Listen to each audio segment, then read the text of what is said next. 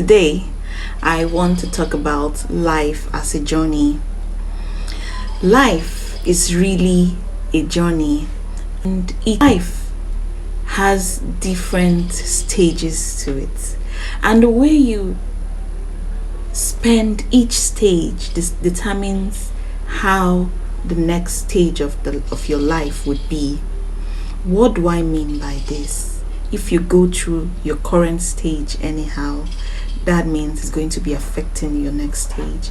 But if you go through your present stage intentionally, then your next stage will have you well equipped and ready for each step that comes your way. It's very painful to go through life without having to enjoy any stage before it moves to the next, because life is in motion. It waits for no one. So no matter the stage you are currently, try to be happy. Everyone is entitled to his or her own happiness, not your spouse. If you don't have the happiness in you, then you can't give happiness. It is what you have that you can offer. So try to be happy before you start seeking for more from people around you or from your spouse, because you are entitled to your own happiness. I have lost some stages in my life while looking forward to the next, and at a point I realized that I wasn't really getting the wonderful moments or the benefits of each stage, because I was always looking forward to the next. I was always thinking that my happiness lies in the next stage. I couldn't wait to go over to the next stage, but I was wrong until I realized that life is actually going, these stages are actually going without coming back. And that's what I want you to know today, that you have to live in the moment. Take the days as they come. Whatever you are going through at the moment, try to be happy. No matter the stage you are, try to be happy. Life progresses, it waits for nobody.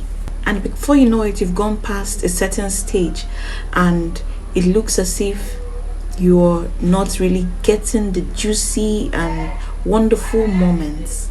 So try not to let any moment, any stage slip past you while you're looking forward to the next. There was a time you were looking forward to getting into college or the university, or you were looking forward to graduating, or you were looking forward to getting a job. But if you recall, you realize that you went through those stages always looking forward to the next, and you didn't really get the benefits of those stages, unlike those that were really intentional about the stages they were and making very good use of it. So it is with the particular stage you are right now.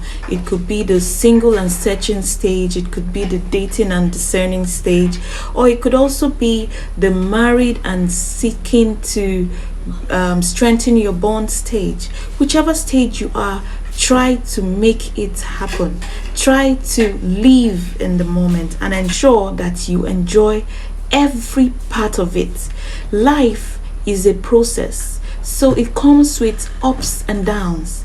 It is only dead people that have nothing to worry about.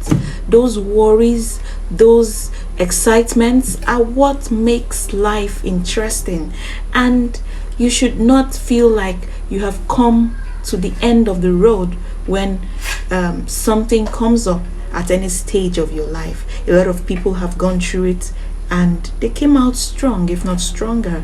So you too can. Enjoyment of life is not based on enjoyable circumstances or events or moments that happen in your life. No, rather it is an attitude of the heart.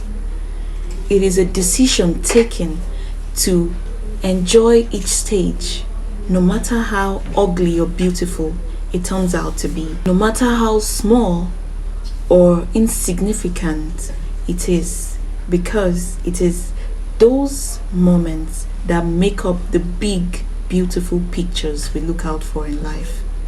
Some things have happened to me in the past that people around me keep asking how I'm able to keep smiling and put myself together despite the circumstance. And I always say that I'll rather smile and keep myself happy than be moody over a circumstance that I have no power over. Some things that happen to you are just a given, not things you can control. So why break a head over it? All you have to do is be strong and look for strategies on how to conquer, on how to overcome such a stage.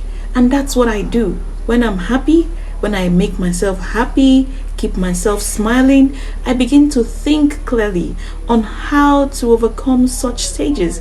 And in no time, it's over. It's not going to be easy. Nobody says it's going to be easy. But you have to make the effort, the conscious effort to be happy no matter the circumstance you find yourself. If you're in the single and searching stage, you could just go through that stage not getting the benefits of it while you keep thinking of who to get into a relationship, how to meet someone, how the relationship is going to be all lovey-dovey. And before you know it, you move past that stage without developing yourself, building character and characteristics that would attract the right spouse into your life.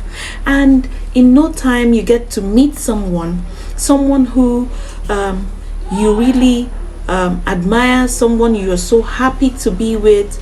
But over time, when the initial gra is over, you realize that you're unable to keep the relationship going.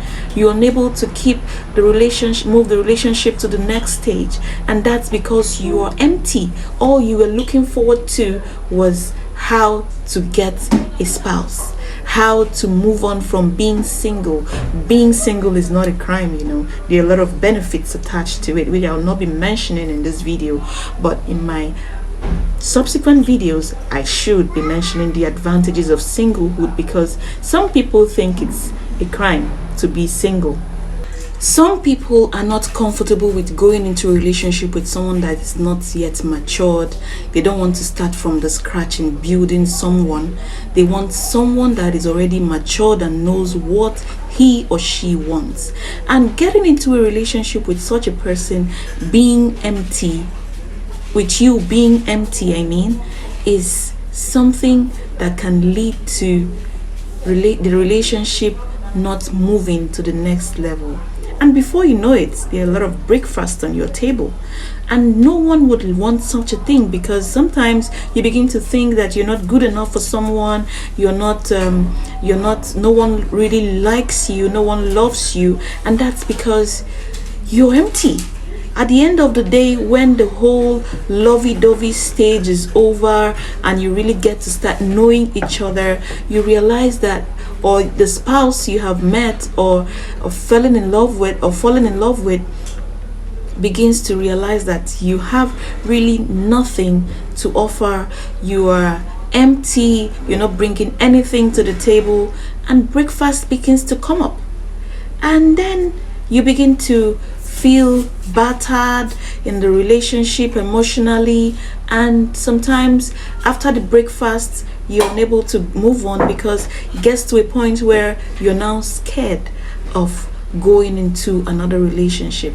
And do not think that is that you are not meeting the right people, because you might meet the right person, but if you are not equipped, if you are not ready for the next stage, if you are not you didn't go through the previous process the way you should have, then it leaves you unequipped. It leaves you not ready for where you are. And that's when breakfast keeps coming up. I'm not saying some people cannot meet the wrong people. No, I'm talking about when you meet the right person, because people differ. One of the advantages of singlehood is that you get to really understand who you are and know who will complement you. Nobody's perfect, so you know who will complement you, and then know what you can tolerate. Because moving into a relationship with someone you cannot tolerate, or an attitude you cannot tolerate, is something that can also make you jump out of it immediately or get your breakfast served. So you should go through the single and searching stage, building yourself, understanding yourself, so that not just anyone goes when you're ready to start dating and discerning. Not just anyone would be who you would go for. You would know who you want, the kind of person you want, the kind of person you cannot deal with. And this would make your dating and discerning stage very sweet, loving, and wonderful. In my next video, I'll be talking about how to go about your dating and discerning stage. Thank you for liking this video. I still remain Jane Ole Okala.